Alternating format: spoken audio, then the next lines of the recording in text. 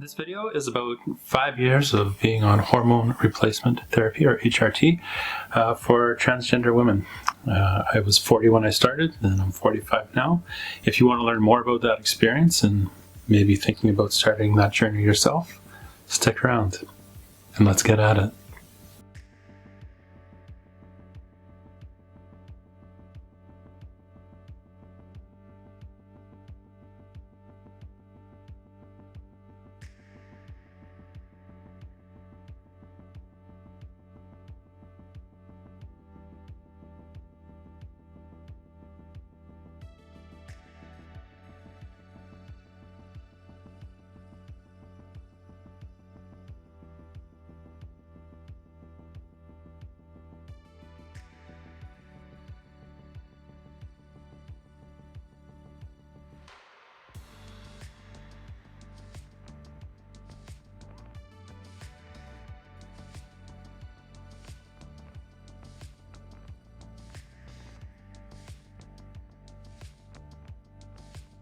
Hi, my name is Cade Madden, and I live on the unceded territory of the Coast Salish people that we call Vancouver, British Columbia. I make videos on this channel for trans folks in their 30s, 40s, and 50s, and really it's trying to be a resource that I feel that I didn't have when I started my journey a little more than 5 years ago. Ultimately, I'm trying to help the community by building capacity and confidence in who we are and what we're doing. I could go on for the next hour. I mean, I could detail every physical change. I've got multiple videos on what it's been like over the last 5 years. I did one at 12 months, 18 months, 21 months, 24 months. I thought it was really important to document every few months back then. But I'm just gonna really boil it down to one simple thing. All of that is really cool, and like I just went and got my bra fitting done last weekend, and I went from a 46 regular suit to a 40D bust, and like yes, all that's going to happen. You're going to have fat redistribution and etc. But really, what it comes down to is lived experiences. And you might be sitting there wondering, oh my God, can I do this? What's going to happen to me? And yeah, it's scary. There's no way to sugarcoat this. And girl, you just got to jump in. Like, you got to do it anyways. And so at a certain point, maybe it's not now, but at a certain point, it's going to be too hard not to do anything. And that's when you'll know. So, you know, whatever that point is for you, you'll figure that out. But ultimately, we aren't trapped in our bodies. I wasn't a woman trapped in a man's body. I was a woman, period. I was managing through other people's expectations and perceptions of that body. And like, especially at the start of the journey, at the start of HRT, when, you know, everything is a thing, and you're just trying your best. You are just trying, girl. I got you. I know it. You're just trying your best to make it through the day, like whatever that looks like to you. I know it's so hard, but like I said about other people's expectations and managing through that, like that experience is no different than that of a cisgender woman who is dealing with what people are telling her the expectations of being a woman are. Like, the patriarchy is everywhere, and it's going to impact your journey with HRT. Like, I think ultimately more than the physical stuff. Like, yeah, you know, 6 months in, 8 months in, your hips are going to start to change, and you're going to need a new pair of jeans. Like, just budget that now. Put that in the budget. You're going to need a new pair of jeans because they're not going to fit quite the same way. And you know, you're going to start experimenting. You're going to start going out. You're going to start presenting female. Like, for me, I started presenting female at the point that, like, I couldn't really hide the changes anymore. You know, I was about, I think, 7 months in, 8 months in, 9 months, maybe 9 months. I started HRT in February. February of 2018. February 15th, 2018. And so March, April, May. So 7 months in, Labor Day weekend, I went full-time, just said, fuck it, I'm doing this. You know, I had like 3 skirts, 2 tops, and no idea what I was doing. No idea. But like, I couldn't hide the breast development at that point. I don't know what size I was, like, you know, but I had lost a lot of weight in those first few months. Had lost a lot of weight, you know, the breast development was such that I couldn't hide it. And like, I was at lunch. This happened twice in the same week at work. And I was wearing, at this point, I wasn't wearing a suit anymore at work. I was summertime, but I was wearing polo shirts, like golf shirts, you know? And twice I leaned back, you know, as one does. And 2 coworkers were like, oh, you got boobs. And yeah, there, I had boobs. Undeniable. Other people were noticing and commenting at that point. And, you know, it's here's the thing, is when I talk about lived experiences, you are navigating other people's, like, expectations of that. And sometimes there's contradictions in that. Like, you know, don't look too feminine, because if you look too feminine, you know, you're just playing a part and you're just little more than a full-time drag queen. Oh, but if you don't look feminine enough, you're just a dude in a dress and I'm gonna beat the shit out of you. Like, you know, it's this weird thing, and you're navigating that. And it's not in here, it's out there. And that's what makes it so hard, is that you have to move in and out and through and around, and it sucks. It doesn't have to be that hard. I wish it wasn't, but it is. And I wish there was a better way. I really do. But it's not that it gets better. It's not that it gets easier.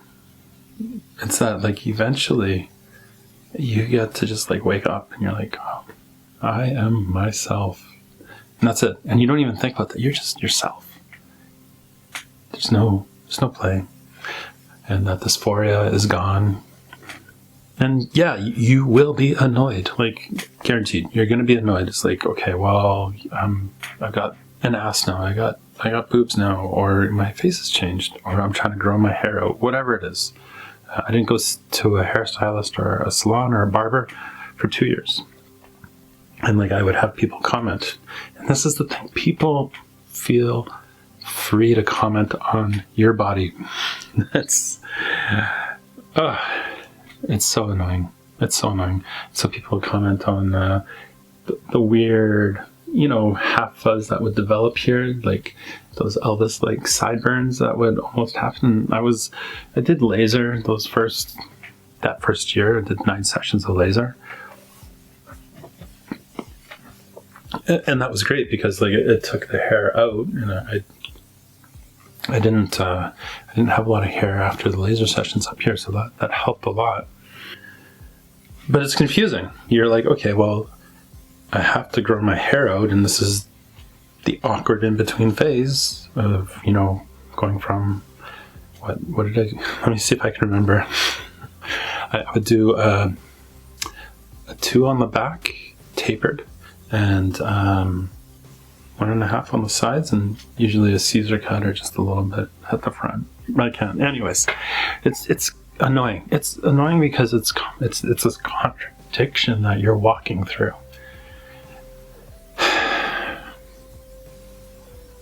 But you still get to wake up as yourself, and your body is slowly. I can't stress this enough. It's so slow. And like, yeah, the first thing I noticed was emotions.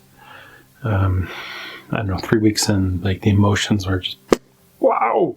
And part of that is the estrogen levels were like, the first few months, it took a while for my doctor to dial it in.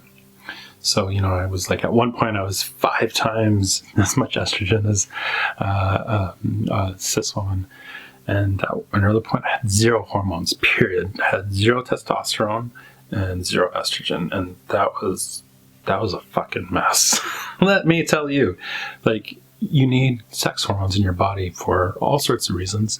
I'm not a doctor. I can't tell you why. Short-term memory stuff. Like, you need some sort of sex hormones, pituitary gland stuff, whatever. It wasn't fun at all. But the doctor, I was seeing, getting blood tests monthly at the time, and I was seeing the doctor, and like, listen, like, the doc journey I've been on as well, and you know, if you go on this, you're going to experience this yourself. So, you know, I have talked to 4 family doctors through the course of the last 5 years, dealt with four family docs, 1 cardiologist, 1 radiologist, 1 endocrinologist, 2 psychiatrists, 3 nurse practitioners, maybe 4, 3, 4, and 6 therapists. 6 therapists. Trust me on the therapy. You know, like, make that your first investment, the investment in yourself, and just, like, don't get therapy because you got to jump through the hoops, although maybe perhaps in your jurisdiction you do. I had to change my name. I needed my therapist to sign a form saying, yeah, she's trans, she's changing her gender. So I didn't need it to change my name. I needed it to change the birth marker, the sex marker on my birth certificate. That's what it was in British Columbia. It might be different where you are, but in British Columbia, circa 2019, 2018, whenever I did it, that's what I had to do. And through it all, despite this annoyance, you can't really fight back. Because if you do, you're just a crazy trans woman. See, I told you. I knew that was going to happen, because that always happens. Because they're policing every friggin' experience. And so when you speak out against it, even when I do these YouTube videos, you know, maybe you see the comments, but like, I try to delete them as fast as I can, but like, they get in there and I'm criticized. Like, it's trans misogyny. I'm criticized for speaking out about it. And, you know, because your body's changed, and maybe, you know, you get to a point, well, it's not maybe, you're going to get to a point where estrogen takes hold. Like, you know, there's that point of no return where, like, your face changes and it's awesome, or your body's changed, and like, people at a certain point just don't care, or, like, you know. But when you look at all the stuff, like when I started this 2017, like, I mean, there was transphobia. It was everywhere, but it wasn't like this the way it is now in the US and the UK. Oh God, it wasn't like this at all. But, you know, what was occurring, and I think it's just kind of amplified year over year here, is we were, you know, guided in and out of sex-based spaces, you know, because of how other people perceived our bodies. It wasn't anything to do with us. It may not even have had anything to do with the people around us. It was just that one person. And you know, I'm not here, not trying to paint a scary picture by any stretch. One consistent thing I've found is, like, bigots and TERFs and all that, like, they're pretty loud here online. You'll see them on Twitter. They'll do drive-bys on your Instagram, dropping shitty messages. You'll even see them here on the comments of my channel and other trans women's channels. But they're cowards. Absolute fucking cowards. They will never say a word to you in public. They will never approach you in public. They will never call you out in public. And the reason for that is because everyone else is going to come to your defense. Every other cisgender woman is going to tell that person to go pound sand. They're cowards. And, you know, society breeds this. Those expectations, like, you know, it's not privilege, it's proximity to privilege, and they're fighting for that proximity to privilege. And, you know, it's like they think they're the pick me, right? Like, oh, I'm not like other girls. Because there's like this essentialism of the reduction of the female experience of what it is to be a woman, and it's just biologic. And that's it. And honey, like, I am a biologic woman. Like, estrogen changes you, and there's all sorts. You can go look at the peer-reviewed studies, and you can see all the different ways that it fundamentally changes your brain chemistry, changes all sorts of things about you from a physiological perspective. But yeah, like, you're never going to have a woman. We don't have uteruses. But there's a lot of cis women who can't have kids. There's a lot of cis women without a uterus. Have you ever talked to somebody with endometriosis, or what, sometimes what they need to do to cure that? Like,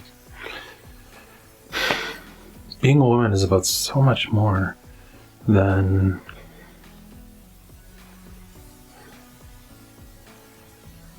having babies. I did have someone talk to me once. There was one person in my life who felt they could talk like this with me, and they were talking about their sacred birth canal. And, I like to think that I'm a spiritual person. I've spent time in a monastery. I've done a 30-day retreat. I love contemplation. I can sit and be quiet. I feel like I've really come to embrace the divine feminine, but I had to laugh at that one. And I tried to have this conversation about biologic reductionism and essentialism, and it wasn't happening. It wasn't working. So yeah. What is a woman, right? Like, it's more than that. 5 years of HRT means you're going through those lived experiences of being a woman and dealing with all this bullshit. There are physical changes, tons of physical changes. I had a bald spot in the back of my head. It grew in. My feet shrunk by 1 foot size. I was a size 12 heels when I started. Most of my heels are size 11, size 11 and a half. I do have one 12, and my winter boots are size 12. But what you're going to find as well is, like, you're going to have clothes in your closet that say small, medium, extra large, large, 2XL, because, like, there's no consistency in women's sizing. So, it might be a 14, it might be a 12, it might be a 20. It's none of it's going to make sense to you. You just got to make sure you try it on, okay? Take the time. The days of just grabbing something off the rack and leaving because it's going to fit, they're gone, girl. They're gone. Dysphoria, like the cure for dysphoria, clinically speaking, I suppose, is transition. And you don't have to transition to be a trans person. I see you, you're valid, your experience is still trans. I make these videos in large part for you, still in the closet. But transition really eases a lot of that. And, I've always compared it to a car crash in my head, and it's gone. I get to look in the mirror, and I like what I see reflected back, finally. Like, I don't look in the mirror and just go, I mean, some days I'm like, but I like it. And I'm grateful for that piece where, on days the dysphoria is there, well, it's there. It's kind of like, I'm just going to make a coffee and have a beer, whatever. It's there. It's not going away. But, like, it's not crushing anymore. And, I guess that brings to mind, for me at least, is transition complete. And I don't know that there's a finish line. For the longest time I said it was when I got my passport. So, that was the last bit of administrative things I needed to do. After the driver's license, the healthcare card, the birth certificate, the divorce stuff, like, the passport was the last on the list, and that was like 2 years in, and I was like, oh, I'm done. And to some extent that's true, or some other people are really focused on surgery, and maybe it's when I had my bottom surgery, it's like, okay, well, I crossed that line, and that is a marker, a very significant marker. All these things are markers, and you're going to have these different events in your life that you commemorate one way or the other. You remember it. It's like, okay, well, this is the first time I did this, or this is 3 years since I did that. I got my ears pierced, or the first time I was out in a skirt, or I went full time, or I started HRT, or when my egg cracked, the day you realized when your egg, you couldn't lie to yourself anymore, whatever it is. These are all markers.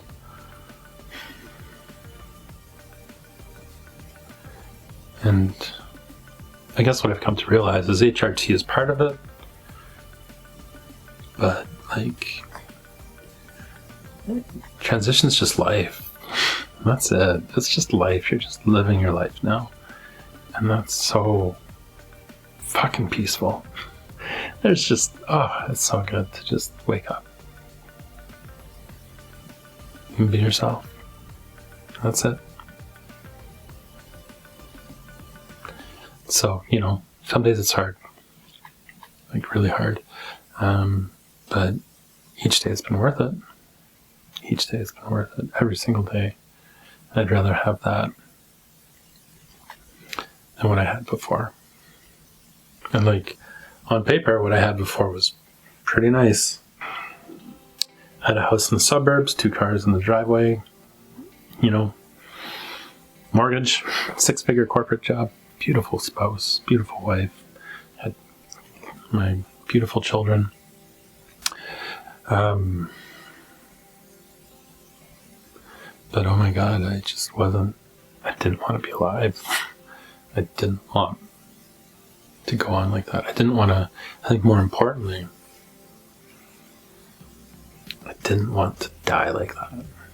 I didn't want to get to the end of my life and not ever have had a chance to be myself. There's been a lot of good things about HRT. There's been some bad things as well.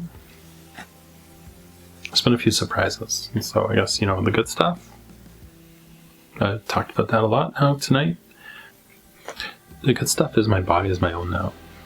Like, nothing's ever going to change that. My body is my own. But bad stuff, bad side of that, is that there's so much gatekeeping involved and so many hoops you got to jump through, forms you got to fill out, and you got to prove yourself. And I don't have it half as bad as some trans folks down in the States or in the UK have it, but a lot of gatekeeping. And through that, I guess here's a surprise, is you need to learn how to advocate for yourself and your needs. And, you can make your way through. Sex gets better. Sex is better. Sex is much better. A few months in, you're going to notice, like, oh, wow, that orgasm felt different. And, you're going to slowly lose the ability to ejaculate. Your testicles are going to atrophy and shrink. Your penis will atrophy and shrink somewhat. Like, when you jump in the lake or the ocean, cold water, and you just, the shrinkage, that's what you're going to go through. And, after a little while of that, like, it hurts to have an erection. And more than once, when I was starting HRT, I read online, some other people had written that, if you don't have enough material to work with, the surgeon might not be able to do bottom surgery on you. And I was really worried about this. I was, because it had gotten really small, because I was 4 years and a bit on HRT when I had bottom surgery.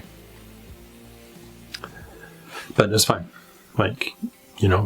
Surgeon looked at it, Dr. Broussard, and was like, okay, yep. No issues. I have depth. It's fine. I've got depth. Relationships get a lot better, I gotta say. You bring all of yourself now to the table. people really pick up on that. People notice that, and people respond to it. Yes, there are people all around you who, you know, silently judging you because of all those expectations and perceptions of they have of you. But, you know, as people leave your life, and people are going to leave your life, others are going to enter. And that's really nice. Like, even walking down the street, I walked to the pharmacy this morning, and some random other woman is walking, you know, she comes out of her garden and just smiles at me. And I smile back, and I just keep walking. And, like, you know, there's this disarmament of strangers with being a woman that has been really lovely, because the only thing I can kind of bring it down to is you're all of you.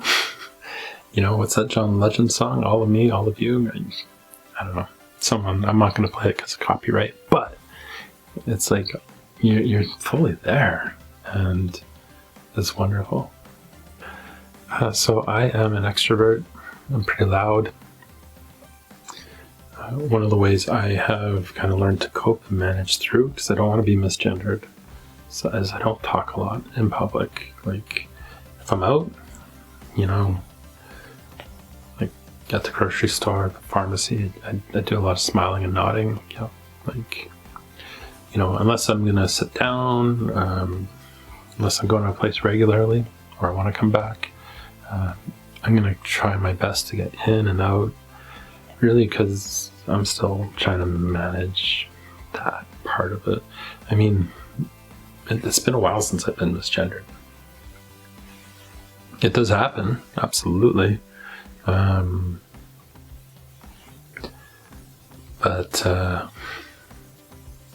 yeah, it's you know, when I first started, those first couple of years, it'd be at least every few days I would be misgendered. This, regardless of what I was wearing. Like, I could be dressed to the nines and still, you know, be called a sir or whatever. Now it's, you know, every 2-3 months something will happen. It happens, and so the place I've gotten to with that is, like, before I get really upset and get in their face and, like, does this look like a sir to you? I just, like, unless this person, I'm going to see them again, I just let it go. Like, it's just not worth it. And, you know, like, I'll take my change, please, thanks. Ultimately, there is this wonderful sense of peace. I'm so glad that I get to experience it regularly. However, it does take a long time to get there. Physically, mentally, emotionally, all of it. Like, it takes a while. And you just gotta be patient. Whether that's physical changes, mental, emotional, like, it's gonna come. It's gonna take a while. You're not gonna notice it on the weekly or on the daily. But when you do look back, you are going to notice it. You are going to be able to be like, oh, like, yeah, like, those pants used to fit, or that dress used to look really weird on me. Now it fills out, and, you know, now I've got this part looks better than that part used to, or whatever it is. It's gonna take a while, but you're gonna get there. It's always worth it. Thanks for watching. If you've enjoyed any part of this, you know, and you've stuck around this long, hit that like button, subscribe if you haven't subscribed yet, maybe watch a couple of my other videos, and here's to life.